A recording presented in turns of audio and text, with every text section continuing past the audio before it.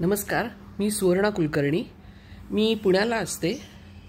मला अमर हिंद मंडळाची जेव्हा क्लिपिंग आली की विजय केंकरे ह्या नाटककारांचं लेक्चर आहे, त्या क्षणीच, आणि विषय जास्त महत्त्वाचा होता माझ्या दृष्टीने, जागतिक रंगभूमी आणि भारतीय रंगभूमी, म्हणून मी मुद्दाम पुण्याहून आले, व्याख्यान अटेंड केलं.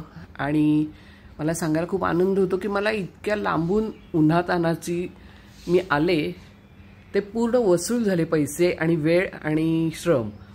कारण त्यांनी जागतिक रंगभूमीबद्दल खूप जास्त सांगितलं, तेच जास्त गरजेचं होतं. कारण भारतीय रंगभूमी कशी आहे, काय आहे, काय कमी आहे, काय चांगलं आहे, हे बऱ्यापैकी आपणच भारतीय आणि नाटक बघत असल्या कारणाने माहिती होतं.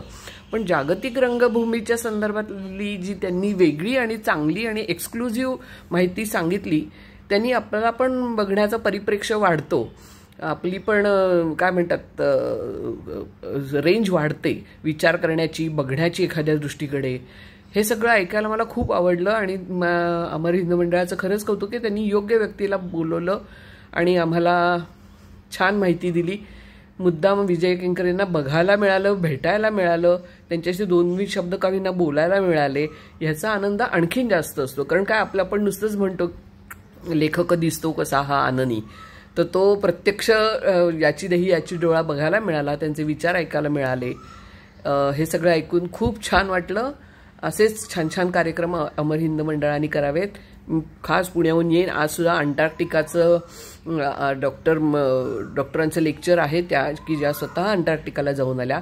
मला स्वतःला पण जायची इच्छा आहे, त्यामुळे तर त्यांचं लेक्चर मला अटेंड करणं पण खूपच इच्छा होती. पण काही वैयक्तिक कारणाने मी नाही आत्ता अटेंड करू शकत आहे. तर आजचंही लेक्चर मला नंतर लिंकच्या स्वरूपात ऐकायला मिळेल अशी मी आशा करते. आणि अमर हिंद मंडळाला माझ्या खूप खूप शुभेच्छा. छान कार्यक्रम करताय.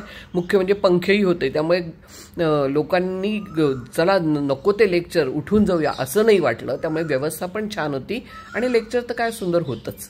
थँक्यू. बाय.